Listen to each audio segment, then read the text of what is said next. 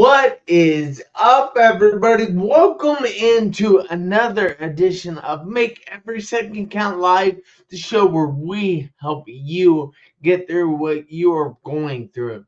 So, I would like to say that I am your host, the lovely, the amazing.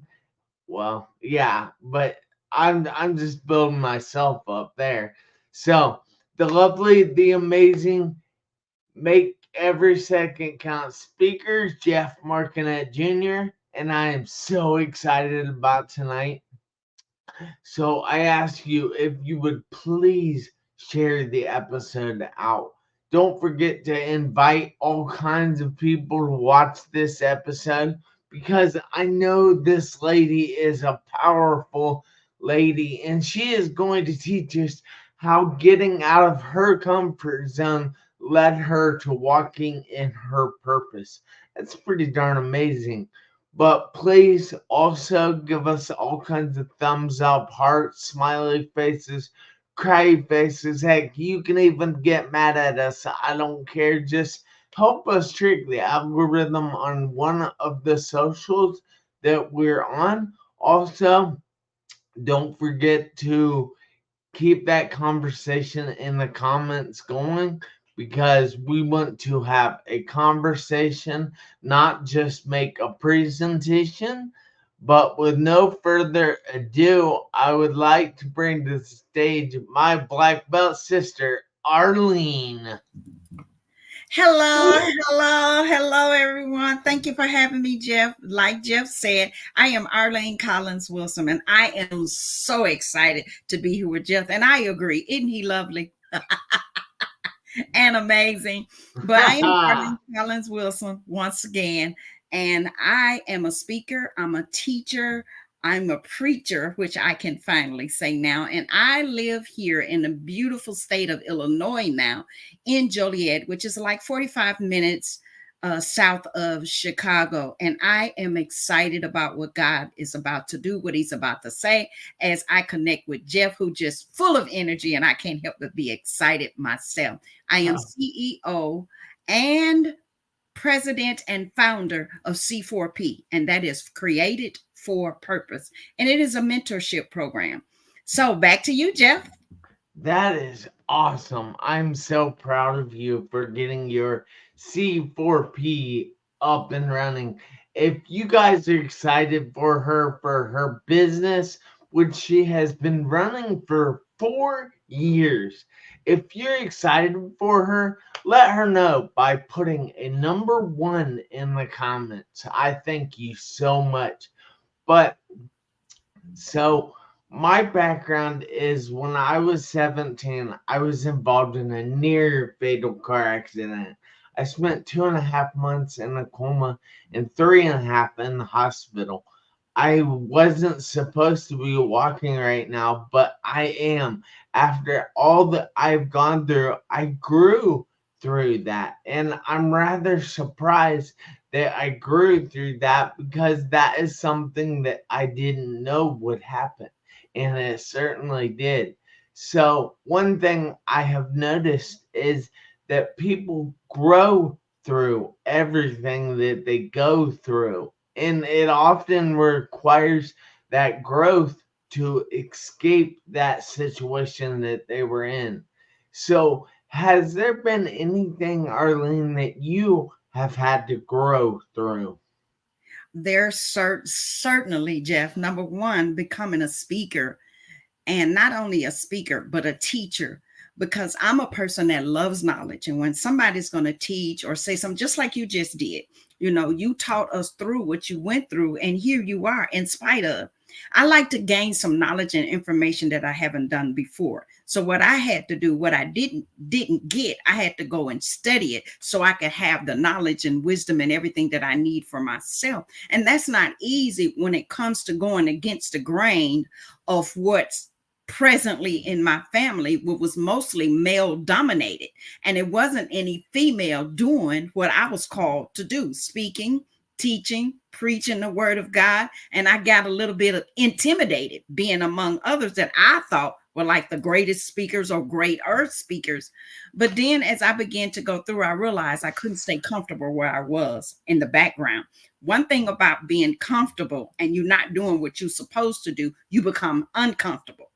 But then in having a conversation and intimacy and seeking God, he began to tell me, get comfortable being uncomfortable, because you're never going to go forward staying comfortable, because it's going to get too small. When something gets too small for you, you have limited access, you have limited space, limited amount of wiggle room until you go ahead and move out to where you're supposed to be. So one of the things was intimidation and fear. And I had to work through that and realize that wasn't my lot. All right. So how exactly did you work through your fear in order to get out of your comfort zone? I just went ahead and started volunteering to teach. I think one of the setups was when I was a nutrition educator in Michigan, when I still lived there, and I had to be in front of a lot of classrooms. And, sometimes children can be intimidated because they boldly honest. Yeah. They're boldly honest. So as I began to teach them about what they needed for their life, I realized I'm good at this. I'm making a difference. I'm making a change. And I've always been a student of the word and a student of knowledge. So I just began to go. I think about that saying that Joyce Meyer says a lot. Do it afraid. So I just start doing it afraid. And I also thought about something Dr. West says.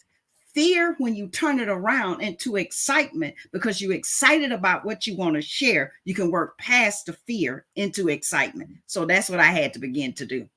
Now, for the people that don't know, can you explain who Dr. West is so they're not confused? Dr. West is the curator of the BBS, the Black Belt Speakers. He is now a world-known international speaker who has started these books called Live Your Best Life. And it was 7 of them in all, where every 6 months it was like, I met him in April of 2018, where I met you, Jeff. Yeah. And he would have one in April and October. And he saw a gift in other people to bring them forth, to hone their gifts in speaking in their own way, their own personality, and to realize that we all had something to offer. So that's what he does. He pushes people to their purpose. He pulls them out of their comfort zone, train them and teach them and let us be ourselves, and then push us forward. So he is well renowned. He's internationally known now, getting ready to take another group of BBS speakers to Africa in July. Yeah. And I was thinking very hard about going to that. I couldn't stretch the pocketbook as much as I wanted to at the meantime. But I was hoping to go back. I've been there before and it's an amazing trip and I just love it, every minute of it. So what would happen if you or someone would stay in their comfort zone? Is there anything that can happen when a person is in there? When you're in your comfort zone, fear begins to set in. And every time you hear something and something bubbles up on the inside, you're like, there's something I want to share, something I want to say. But what if it doesn't come out right? What if they don't receive it? What if they don't like it? All of those things begin to speak to you louder than what it is you're really supposed to say. You become agitated. You become frustrated. And you just become silent. So there's a war going on the inside of you. You have the Spirit of God telling you, I have called you to this. But then you have the enemy of your flesh, who you've been talking and saying all these things to himself, because mind you, he can only hold against you the conversation that you speak out loud. When they arrest you, they'll tell you, you have to remain silent. Anything you say can and will be used against you in the court of law. Well, that's what the enemy does. God is calling you forward, but the enemy is telling you, be quiet, be silent. He'll use what you said against you to make you stay in your comfort zone versus going forward. and you'll see other people doing what you're excited to do, and you're like, man, I can do that so much better. I can make that so much prettier, until you go ahead and just do it afraid. Yeah. So I want to take a second here and say hello to Ben Bruce, who is watching us from Lagos, Nigeria. Oh, So wow. this is an international show. He is a loyal follower of the show, and I appreciate him. We have my dad in the house, who's also posted a #1 to show that he was happy for you. We have my 7th grade homeroom teacher, Oh, wow. Mr. Darner. Well, Mr. Bob Darner. And then we have my cousin, Chandler Huggins, who is watching us tonight. Thank you guys so much for watching. If you have any questions, please put them in the comments so we can see them and get them answered for you. But do you have any suggestions for other people, say, that are stuck in their comfort zone? Like they're not growing, they're Mm-hmm. not becoming more because they're just in that comfort zone Mm-hmm. and they're happy there. They just think they're happy. They just think they're happy. You hear them say excuses like, that's for somebody else. Oh, I can't do that right. I don't have enough knowledge to do that. I don't have enough skills to do that. I don't have the right people around me. No one in my family, I've never seen anybody else do that. How do I know if I'm doing it right? Or how do I know if what if I make a mistake? What if I fail? Those are the kind of excuses you would hear. So that proves to you that they're not happy. They just putting on a facade that they are happy. Yeah. So my suggestion would be, surround yourself with people that's not going to let you stay comfortable. Because everybody around you, if they're not pushing you to what you're supposed to be, boosting you, pouring into you, those are not your circle of friends. You're in a cage because you're trying to conform to who you're really not, just to fit in and please other people. But nothing makes me happier. Once I realized I had the key to my future to get out of the cage in my pocket without realizing it. And all I had to do was pull that key out, put it in a lock, walk away. You have nothing to lose, nothing to lose, because you realize you are your own unique person. There's no one else in the earth like you. No one else has your DNA or fingerprints. And it's okay to be you because everybody else is taken. So how can you do it wrong being you? Yeah, that is so true. But a lot of people are scared to be themselves. You know, I saw a shirt the other day that said, "Walk into a room like God intended you to be there." And I found that cool. But Yes. at the same time, there are people that don't do that, that aren't confident in themselves, aren't confident in their own abilities, aren't confident their in their voice. Mm-hmm. Because Mm-hmm. as you know, ArLene, we all have a voice, but how can you what would you tell somebody if they aren't confident in walking into a room or walking into a situation?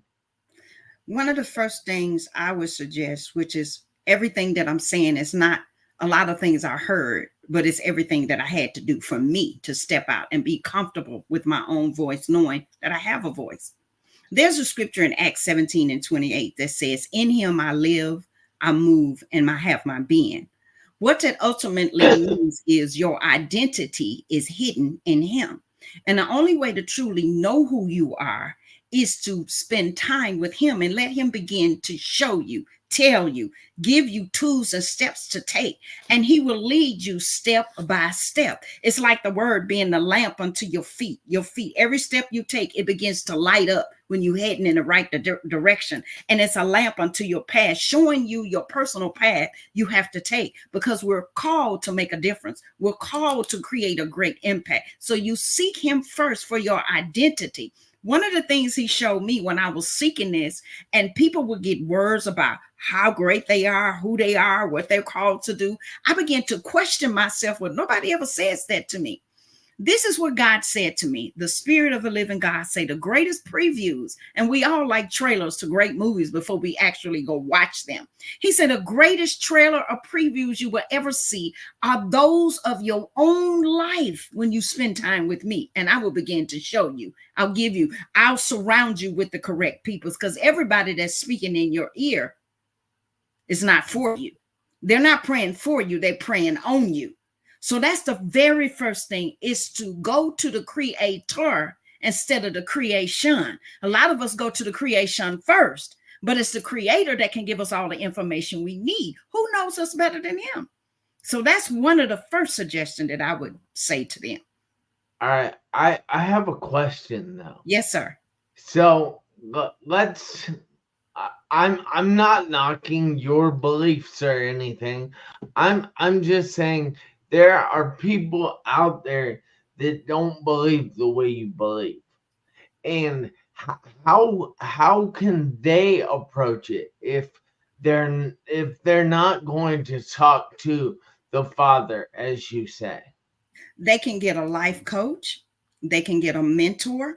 There's lots of them out there that can coach them along the way and what they are to do. They can sit down and have a conversation with them. What are your likes? What are your passions? What gets you excited? What motivates you? That's a step in the right direction. If you don't believe in a higher power, if you don't have a relationship with the Father, there is great resources. There's mentors, there's coaches, there's big brothers and sisters. There are people that can help you along the way in your journey to finding out exactly what it is you need to do to step away and step into. Yeah, that is amazing. So I appreciate that, and I just know that there are people out there that aren't like you, aren't like me, aren't like Yes. anybody, but they're themselves. Yes. And I think it's best when we can tell how somebody can do it that doesn't necessarily believe the same way we Right. believe. And I have all of that. I have a coach, I have a mentor, I have friends around me that's not going to let me stay in my comfort zone. And when I get it wrong and I get down on myself, we're not having no pity party. We throwing away the invitations and we busting all the balloons and we burning the hats. So you have those people in your life as well to push you to where you're supposed to be, motivate you, keep going. You can't give up. Okay, you fail, but get up, dust yourself off. Let's keep going. Let's keep moving. You never get to where you're really supposed to be if you don't make mistakes. You make mistakes along the way. That's part of the growth as you go through. You grow through, right, Jeff? Yes. So I have to ask, with your C4P, are you doing coaching for people as well?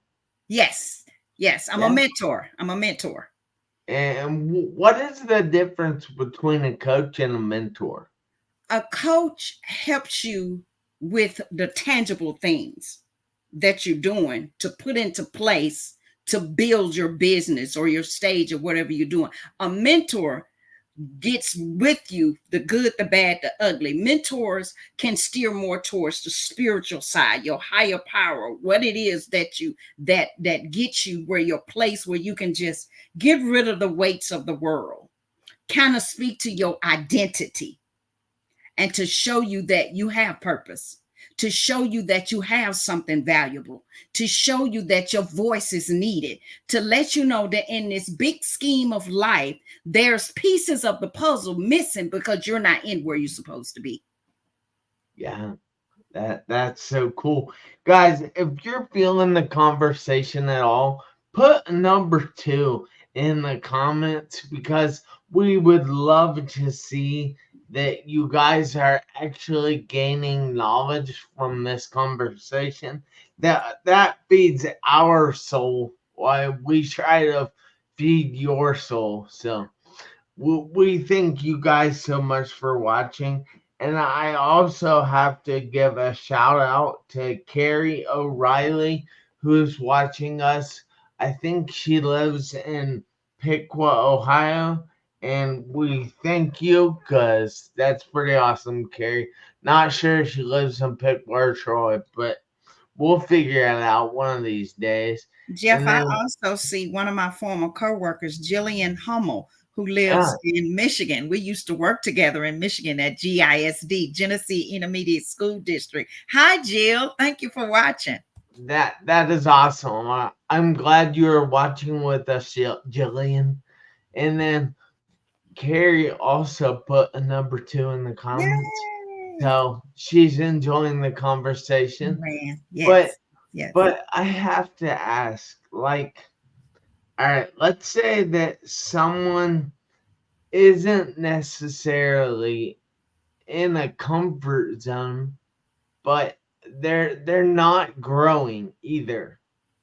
What would you tell that person?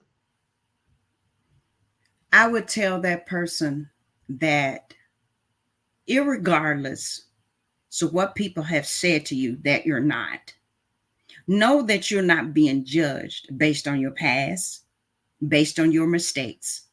You're not being judged. The fight is within you to get past what you've done, to get past what may be a scarlet letter on you, to know that your higher power, your mentor, your coach is not in your life to keep you stuck in your past, but to let you know that the story about your life has yet to be written, and it's up to you to take the pen and the paper, but to remind them, don't let anyone else take the pen and write your story. This is your story. They can only write bits and pieces because they didn't go through it. You did. They may have watched you, they may have witnessed you, but only you can begin to write it. And when you begin to write that story, speak that story, give testament that you lived through that, you'll get a sense of peace. You'll get a sense of excitement, like, I should have did this a long time ago. This was so liberating. And you would be surprised how many people have waited for you to say something.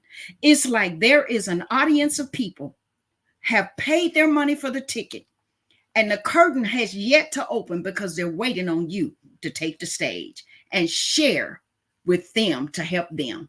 Because when you don't go forth, there's so many people locked up. You speak the truth. You're just spinning it out like crazy. Like, bah! I love it. You know, I have a saying that I like to tell people, that you are not your worst mistake.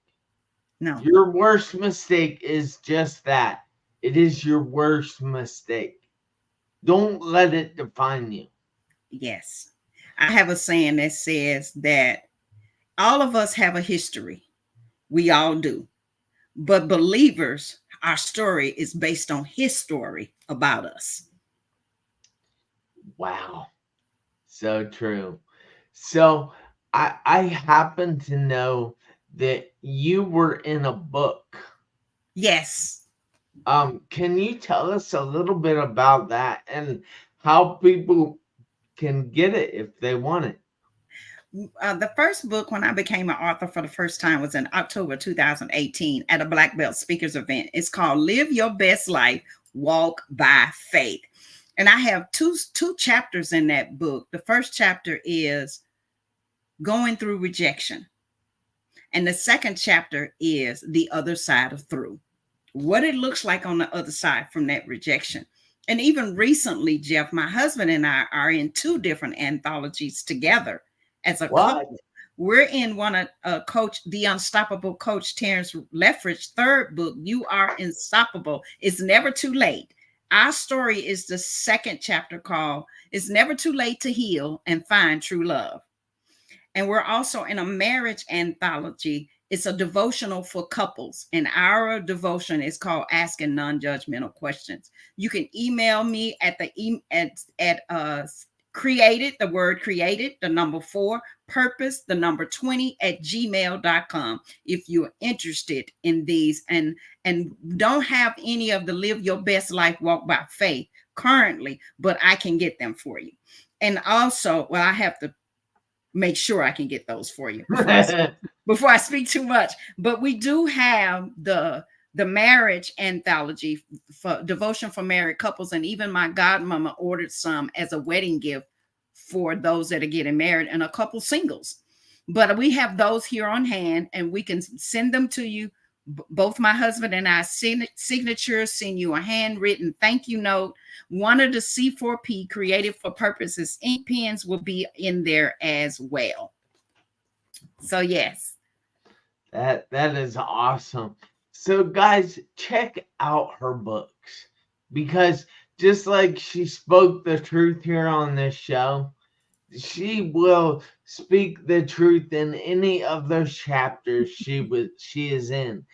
Her husband will tell you the truth in his chapters. yes, And I just find it amazing when you can learn from somebody else's life experiences yes. just so easily, just by reading.